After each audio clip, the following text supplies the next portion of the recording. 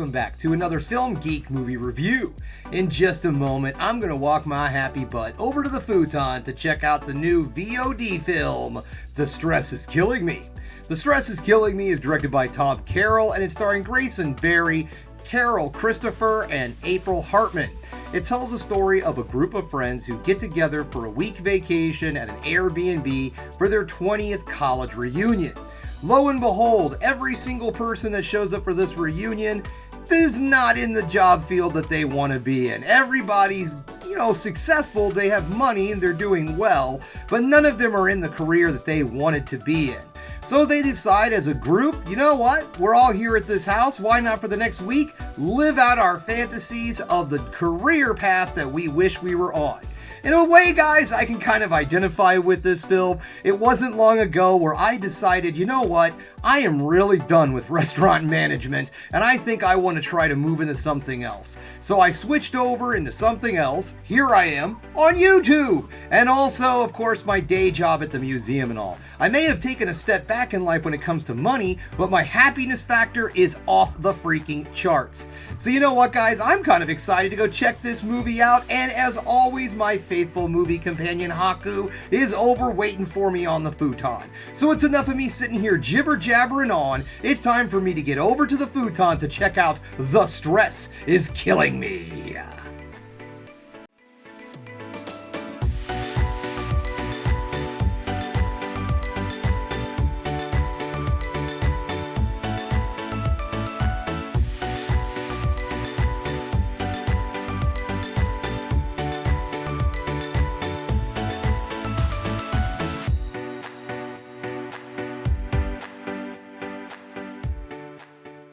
Just getting done watching The Stress Is Killing Me, and guys, this movie wasn't half bad. It's basically The Big Chill for millennials. Now, I want to address something really quickly because I made a mistake in my intro. One of the actors I called Carol Christopher. I goofed up, it's Carly Christopher. So I just wanted to address that before we get into this. Okay, so let's get this started, shall we? We're going to get things started with negatives, then move into the positives to end the video on the ever so important high note. The first thing I want to talk about is the fact that yes, this is an independent film, and so, there's going to be some technical issues that you're just not going to find in like a Hollywood film. There was some moments where I thought the editing, there was kind of some weird jump moments and all, but all in all, I thought the movie did look good. But there was one thing that bothered me, and I'm sorry, I tried to tone it out and it just didn't work for me. It's the soundtrack.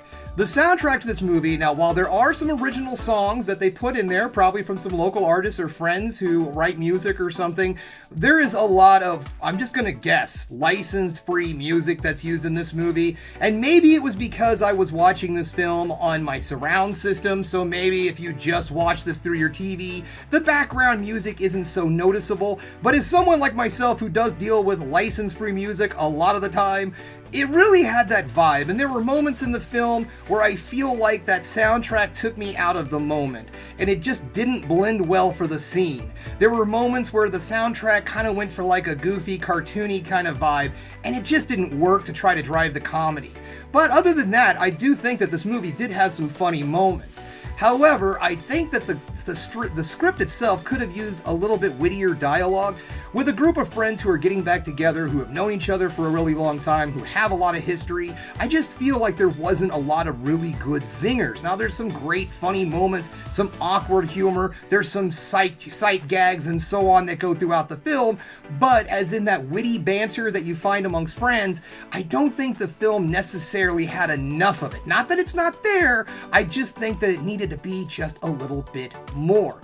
But all in all, guys, I have to say that this was a fairly good, fun film to watch on a VOD service. So let's get into the positives. Now, the first thing I want to talk about is the cast. Now, there was no big standout performance between everybody, but that's because they worked as a perfect ensemble.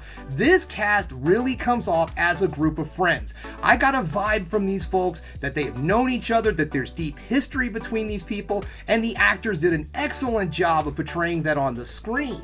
Even with the lack of that punched up dialogue like I was talking about, things did seem very natural, and I think that has a lot to do with the experience and just the talent of the cast in this film. So all in all, I think this movie really relies a lot on the talent of the cast and their line delivery and the acting in this film, because everything takes place in just one location, which I liked because it does give a really good sense of familiarity for the viewer, and it doesn't cost a lot. It keeps the cost of the film down, so they're just in this one location.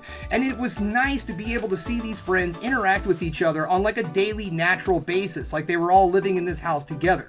All in all, guys, I would have to say that this is a pretty solid little VOD film to check out once it hits streaming services. I believe it's going to be hitting VOD and streaming this Friday, March 7th. And it is a solid one to get out there and watch. I don't know if the comedy is going to land with everybody, but in my feeling, there was some really good situational comedy. There's some great little running gags in this film.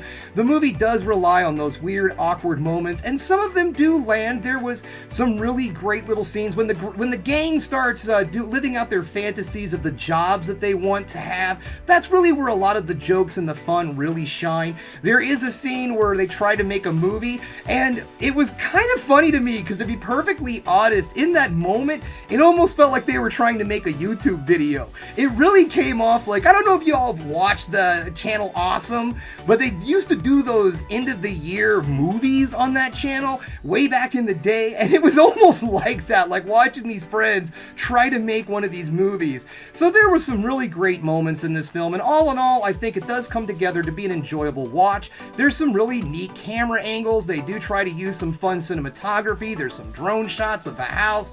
There's also a neat little stairwell shot that they tried to pull off and all.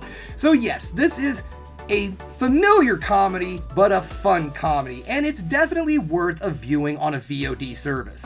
It's worth your $5, I guess for a rental. Is it $3.99, $2.99, something like that for a rental? So let's just call it $5. And I'm not sure, but some of these films also end up on services like Pluto TV or Tubi, so keep your eyes open for the advertising VOD services also, because like I said, it's not a horrible movie. It is fun to watch, and you should be out there supporting your independent films.